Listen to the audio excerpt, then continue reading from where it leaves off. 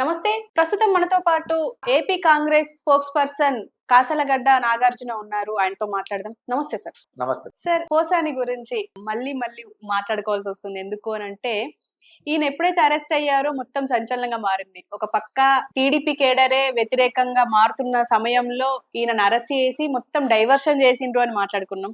కానీ ఇప్పుడేమో సజ్జల పంపిన స్క్రిప్ట్ ప్రకారమే నేను మాట్లాడాను మీడియా ముందర అని చెప్పేసి ఆయన నుంచి వస్తున్న స్టేట్మెంట్లు ఇవి. ఎలా చూడొచ్చంటారు ఇదంతా? ఎట్టకేలకి పోసానికున్న పూసలైతే రాలిపోయింది మేడం.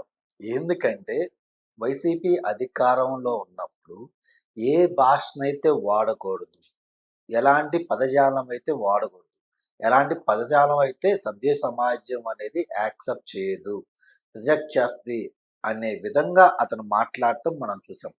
ఎందుకంటే ఆయన యొక్క బ్యాక్గ్రౌండ్ చూసుకుంటా వెళ్తే ఆయనకి తెలుగు మీద చాలా విధంగా పట్టుంది. ఎందుకంటే అతను ఒక సామాన్య ఫ్యామిలీ నుంచి హైదరాబాద్ కానీ అప్పుడున్న మద్రాస్ కానీ వెళ్ళి ఇలా ఇన్ని వందల కోట్లు కానీ ఇంత ఆస్తి కానీ సంపాదించాడంటే దానికి కారణం తెలుగు, తెలుగు సంస్కృతి, తెలుగు భాష.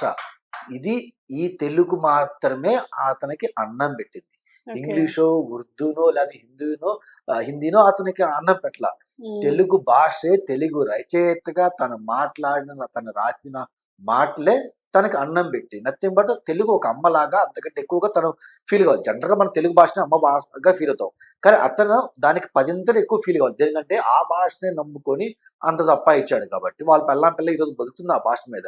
అలాంటి పెద్ద మనిషి ఆ రోజు బయటకు వచ్చి ఆ విధంగా మాట్లాడంటే ఆ రోజే మనం అనుకున్నాం ఇతను ఈ భాష మాట్లాడుతున్నాడంటే ఇతను ఉద్దేశం కాదు, ఇతను వెనక ఎవరో ఉన్నారు, ఎవరో మాట్లాడేస్తున్నారు చెప్పి అప్పుడు మనం అందరం బలంగా ఇదే. ఎందుకంటే అతనికి తెలుగు మీద గ్రిప్ లేక పట్టు లేక మాడతూలంట్లా కావాలని ఇంటెన్షనల్ గా అన్నాం అని చెప్పి మనం చూసినాం. ఇప్పుడు అరెస్ట్ అయ్యి 2 పీకితే పూసలు రాలేలాగా ట్రీట్మెంట్ ఇస్తే ఇప్పుడు నిజాలు బయట పెట్టాడు. ఏమని? నాకేమీ సంబంధం లేదు, సజ్జల రామకృష్ణారెడ్డి గారు ఏదైతే స్క్రిప్ట్ పంపించారో, ఏ రోజు ఏ ప్రెస్ మీట్ అయితే పెట్టమన్నారు, ఏ రోజు ఎవరిని ఎలా ఏ భాష వాడతా తిట్టమని అన్నారో ఆ భాషలో నేను మాట్లాడాను, అంతకుమించి నాకేం తెలియదు, నాది తప్పు అయింది, నన్ను క్షమించండి అని చెప్పాడు. దాంతోపాటు ఆయన ఏం చెప్పాడు? నేను మాట్లాడిన భాషని సజ్జల రామకృష్ణారెడ్డి యొక్క కుమారుడు సజ్జల భార్గవ్ ఎవరైతే ఉన్నాడో అతను సోషల్ మీడియాలో దీన్ని వైరల్ చేయటం ఆయన డ్యూటీ. అంటే స్క్రిప్ట్ పంపించడం సజ్జల రామకృష్ణారెడ్డి గారి డ్యూటీ అయితే మాట్లాడటం నా డ్యూటీగా పెట్టుకున్నాను. దాని తర్వాత వైరల్ చేయటం సజ్జల భార్గవ్ డ్యూటీగా పెట్టుకున్నా. ఆయన ప్రెస్ ముందు చెప్పాడు. అండ్ అసలు వీళ్ళు ఏంటంటే జనరల్ గా మేడం జగన్ 2.0 2.0 అంటే మీనింగ్ నాకు ఇప్పుడు అర్థమవుతుంది. ఒకప్పుడు జనరల్ గా ఇప్పుడు నా కులాన్ని తిట్టారంటే మీ కులం చేత నా కులం తిట్టేస్తున్నారు, లేదు మీ కులం తిట్టారనుకోండి నా కులం చేత మీ కులం తిట్ట, అలా పక్కలో తిట్టుకునే వాళ్ళు. కానీ ట్రెండ్ ఇప్పుడు జగన్మోహన్ రెడ్డి వచ్చిన తర్వాత ఆయన ట్రెండ్ మార్చాడు. ఏం మార్చాడంటే ఏ కులం వాళ్ళు ఆ కులాన్నే తిట్టాలి అనేది ఒకరు పట్టుకున్నాడు. ఎందుకంటే ఇతను పోసాని ఫస్ట్ అరెస్ట్ చేసింది కూడా నంది అవార్డ్స్ మీద. ఆ రోజు 12 మంది ఆ కమిటీ డ్యూరీలు మెంబర్స్ ఉంటే 11 మంది కమ్మోళ్ళే అని బయటకు వచ్చి విమర్శించడం, ఇజ్జేటి మాట్లాడడం. కానీ వాస్తవంగా 11 మంది కమ్మోలు కాదు. కానీ ఇతను కావాలని ఆ రోజు సమాజానికి చెడ్డ మెసేజ్ ఇవ్వడానికి ఆ యొక్క సామాజిక వర్గం మీద ఇతను నోటికొచ్చిన విధంగా మాట్లాడాడు. అతనేమంటున్నాడంటే అతని లాయర్ కూడా నిన్న ఒక ప్రముఖ ఛానల్ TV5లో ఒక డిబేట్లో మాట్లాడుతూ వాళ్ళ లాయర్ కూడా వాళ్ళ కులాన్ని మనం తిట్టుకున్నాడు కదా, దాని తప్పేందంటే మీరెవరు, మీరు ఆ కులంలో పుట్టింది బతకటానికి వెళ్ళటానికి. ఆ కులంలో మీలాంటి వాళ్ళు చాలా మంది పుట్టారు, చాలా మంచి పేరు కూడా తెచ్చిన వాళ్ళు ఉన్నారు. సో మీరు ఆ కులంలో పుట్టినందుకు చాతైతే మంచి పేరు దాండి, లేదా ఉన్న రోజు బతికేసి తర్వాత వెళ్ళిపోండి. అంతేగాని నాకు డబ్బులు ఇస్తున్నారు, నా కులంతో అవసరం లేదని చెప్పి మీరు ఆ కులాన్ని దూషిస్తే ఆ కులం చాలా మంది, ఏ కులమైనా సరే ఆ కులంలో చాలా మంది బతుకుతున్నారు కదా. రేపొద్దున ఆ కులాన్ని పక్క కులాలు కానీ ఇంకోళ్ళు కానీ ఎలా చూస్తారు? చిన్న చూపు చూస్తారు కదా. ఎందుకంటే ఇప్పటికీ మనకు కులం అనేది కీ రోల్ ప్లే చేస్తుంది. ఇంకా కులం కొట్టుకుంటాం ఏంటంటే నిజంగా ఉంది కాబట్టి కొట్టుకుంటున్నాం, లేదంటే మనం కొట్టుకోం కదా. సో ఇంతకు ముందు చూస్తే మేడం ఆ అంబాటి రాంబాబు కూడా తన కులాన్ని కించపరుస్తూ మాట్లాడాడు. ఎలా మాట్లాడాడు? నా కులపోలు 10 మాసం తింటారు, ఉన్న సంస్కారం ఉండదు, అంటే వాళ్ళ కులాన్ని వాళ్ళ కులం వ్యక్తులతో తిట్టించాలంటే దాని మీనింగ్ ఏంటి? ఇండైరెక్ట్ గా పవన్ కళ్యాణ్ అదే కులం కాబట్టి సామాజిక వర్గం కాబట్టి ఆ కులాన్ని తిట్టినట్టే కదా, రిమైనింగ్ కులాలను వాళ్ళు తిట్టే కదా. అంటే ఇలాంటి చెడ్డ రాజకీయానికి, చెడ్డ సంస్కృతికి వైసీపీ అనేది ముందడుగు ఒక బీజం వేసింది. దాంట్లో పాములే వీళ్ళిద్దరు. అలా అంటే ఫస్ట్ పోసాని బలయ్యాడు. ఉమ్, క్లియర్. సో పోసాని బలయ్యాడి ఈ రోజు ఆ బలేని ఎలా బలయ్యాడిందో ఆయన ముందు పెట్టడం జరిగింది. సో మరి ఇప్పుడు నేను కూటమి ప్రభుత్వాన్ని నేను క్వశ్చన్ చేస్తున్నాను. చిన్న చిన్న చేపలు, పోసాని అంటే పెద్ద తోపు తురుమేం కాదు మేడం, గట్టి గదిలితో భయపడే రకం. అలాంటి అతను అరెస్ట్ చేశారు, నిజం చెప్పించారు, కరెక్టే. ఇంతకు ముందు మా షర్మిలమ్మ తిట్టిన కేసులో కూడా పిఏని అయితే అరెస్ట్ చేశారు, కానీ పిఏ చేత పెట్టించిన మెసేజ్లు ఎవరైతే పెట్టించారో, పోస్టులు ఎవరు పెట్టించారో ఆ పెద్ద వ్యక్తులకి ఇంతవరకు నోటీస్ ఇచ్చిన పాపాన పోలా, వాళ్ళని విచారణ పిలిచిన పాపాన పోలా. మరి ఈ రోజు ఆయన ఇంత ఓపెన్ డైరెక్ట్ గా ఏం చెప్తున్నాడు? సజ్జల రామకృష్ణారెడ్డే తిట్టమన్నాడు, నేను తిట్టానన్నాడు. అంటే ఈయన పాత్రధారి మాత్రమే, సూత్రధారి ఎవరు? సజ్జల. మరి ఈ కూటమి ప్రభుత్వం సజ్జల దగ్గరికి వెళ్ళి అరెస్ట్ చేసే ధైర్యం ఉందో లేదో నాకైతే తెలియదు మేడం. ఎందుకంటే చాలా చూసినాం ఏ విషయంలో అక్కడ దాకా వెళ్ళట్లా. తాడేపల్లి ప్యాలెస్ తాడు మటుకు వెళ్ళట్లా. చిన్న చిన్న చేపలనే పడుతున్నారు, కానీ తిలిమింగ్లాలు పట్టడం ఎందుకో కూటమి ప్రభుత్వం వెనకుంది, భయపడేది అని బయట వాళ్ళ టీడీపీ వాళ్ళు వాదన, మా కాంగ్రెస్ పార్టీ వాదన కూడా. కాబట్టి పోసాని అనే అతను ఇలాంటి తిట్లు వాడకూడదు మేడం. మరి ఓకే. దారుణంగా ఉన్నాయి ఆ తిట్లు అయితే. కానీ మరి ఇప్పుడు షర్మిలమ్మని కూడా చాలా సార్లు అంటే స్టేజ్ల మీద ఈవెన్ మేము ఒప్పుకున్నాం జగన్ కదా, కూడా మా అన్నారు. జగన్మోహన్ రెడ్డి గారే షర్మిలమ్మ పసుపు చీర కట్టుకొని చంద్రబాబుని ఇంప్రెస్ చేయడానికి వెళ్ళిందని చెప్పి 1,00,000 అన్నారు. మంది పైగా జనం ఉన్న సభలో అన్నాడంటే, తన సొంత చెల్లిని కించపరుస్తా జగన్మోహన్ రెడ్డి మాట్లాడారంటే రిమైనింగ్ వాళ్ళు మాట్లాడరని ఇదేంది మేడం? అంటే ఇప్పుడు మరి మీరు కూడా అంటే కాంగ్రెస్ తరపున కూడా ఏమైనా కేసులు వేసే అవకాశం ఉందంటారా? తప్పక మేడం, ఆల్రెడీ కేసు పెడితేనే ఈ పిఏ ఎవరైతే ఉన్నాడో, ఎంపీ పిఏ ఎవరైతే ఉన్నారో అతను అరెస్ట్ చేశారు. ఉమ్, కానీ అతను పోస్ట్ అతను పాత్రధారి, అతను కూడా పాత్రధారి, సూత్రధారి వేరే వాళ్ళు ఉన్నారు. వాడి దాకా కేసు వెళ్ళట్లేదనే కదా మా ప్రయత్నం కూడా, మా బాధ కూడా. వాళ్ళ దాకా ప్రయత్నం వెళ్తేనే సక్సెస్ అయినట్టు, ప్రూవ్ చేసి వాళ్ళు శిక్ష పెడితే సక్సెస్ అయినట్టు. ఎందుకంటే ఈ యొక్క భాషని ఏదో టైంలో ఎలాగోలా మనం కంట్రోల్ చేయాలి మేడం. భాషలో కూడా 3 రకాల భాషలు ఉంటాయి. పద్ధతిగా మనం మాట్లాడే భాష ఒకటి, తిట్లు వాడాలి కానీ ఒక్క లెవెల్ వరకు అశక్తి తగినంత వరకు ఓకే, ఉమ్, బిహైండ్ ద వెళ్ళకూడదు. కానీ వైసీపీ వాళ్ళు ఏదైతే ప్రచారం చేశాడో అది బిహైండ్ ద లెవెల్ ప్రచారం చేశారు. right. దానికని ఈరోజు కోర్టులు కూడా వాళ్ళు ఎంత ఇది నాన్ బెయిలబుల్ కదా, 5 years బిలోనే కదా, మీరు నోటీస్ ఇచ్చి వదిలిపెట్టినంటే జడ్జిలు కూడా ఇది ఒక మానసిక రోగం. ఎందుకంటే ఒక దెబ్బ తగిలితే మానిపోయింది, కొట్టుకున్నా కానీ 2 రోజులు అయితే ఇదే అవుతుంది. కానీ ఒక తిట్టు గౌరవప్రదంగా బతుకుతున్న కుటుంబాల గురించి ఇంత చెడ్డగా మాట్లాడి సోషల్ మీడియాలో కనుక పెడితే అది ఒక రోజుతో పోయేది కాదు madam. Um, n number of times చూపించిన జనాలకి చూపిస్తా, కొత్త వ్యక్తి చూపిస్తా, ఉమ్, అదే సర్కిల్ అవుట్ అవుతా ఉంటది. అంటే ఇట్స్ చాలా చాలా పెద్ద తప్పు, పెద్ద కేసు ఇది. అందుకని ఈరోజు కోర్టులు కూడా చాలా సీరియస్ తీసుకున్నాయి.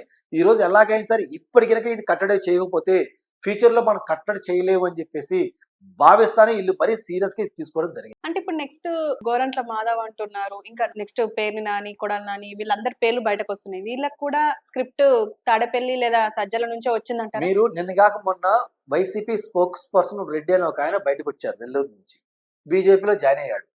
అంటే రీసెంట్ గా వచ్చిన ఆయన, ఆయన అంతకు ముందు వచ్చిన వాళ్ళు చాలా మంది ఉన్నారు. ఉమ్, వీళ్ళందరితో కనుక మనం మాట్లాడుతుంటే అందరూ ఒకే మాట చెప్తున్నారు, మాకు తాడేపల్లి నుంచి స్క్రిప్ట్ వచ్చింది, ఉమ్, మేము చదివాం. లేదు వాళ్ళు పంపించిన స్క్రిప్ట్ కనుక మేము చదవకపోతే, మేము తిట్టకపోతే, మేము మాట్లాడకపోతే మమ్మల్ని మీడియా వాళ్ళకి పిలవద్దని చెప్తున్నారని చెప్పి డైరెక్ట్ గా వాళ్ళ ఫేస్ మే చెప్పడమే జరుగుతుంది. ఎక్కడ మేడం? మొదట వచ్చిన ఎమ్మెల్సీ, ఇప్పుడు ఎక్స్ మినిస్టర్ అయిన డొక్కా ఆయన ఉన్నాడు. డొక్కా ఎక్కడ అంటే రాజధాని దగ్గర, ఆయన ఎమ్మెల్యే కానీ ఒకప్పుడు మినిస్టర్. ఉమ్, ఆయన దగ్గర నుంచి నిన్న కాక మొన్న వచ్చిన ఒక కార్పొరేషన్ చైర్మన్ రెడ్డి అని ఆయన దాకా కూడా వాళ్ళందరూ ఒకటే మాట చెప్తున్నారు, సజ్జల గారు పంపించింది కనుక మేము తిట్టకపోతే, మేము చదవకపోతే, మేము చేయకపోతే మమ్మల్ని మీడియాకు పిలవట్లేదు, ఓకే. మమ్మల్ని బయట కనపడలేదు అనే వాదన వాళ్ళు చెప్తున్నారు. అంటే ఇండైరెక్ట్ కనపడొద్దని వాళ్ళు తొక్కేసినట్టే కదా. రాజకీయ నాయకుడికి కానీ ఫిల్మ్ ఇండస్ట్రీలో ఉన్న పెద్దలు కానీ ఈరోజు ఏంటి, ఈరోజు కాదు కరెంట్ అప్డేట్స్ మీద వాళ్ళు యాక్టివ్గా లేకపోతే వాళ్ళు అవుట్డేటెడ్ అయిపోయినట్టే. ముఖ్యంగా రాజకీయ నాయకుడు మీడియాలో కనపడితే అతను అవుట్డేటెడ్ అయిపోయినట్టే.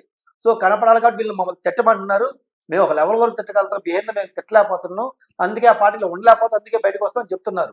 సో మీరన్నట్టు ఆ ఎవరు గోరంట్ల మాధవో సమ్ ఎక్స్వైజెడ్ వాళ్ళ కాదు, ముందు ఈ కేసు అన్న మీరు ఫుల్ ఫ్లెడ్జ్డ్గా యాక్టివ్గా తీసుకోండి.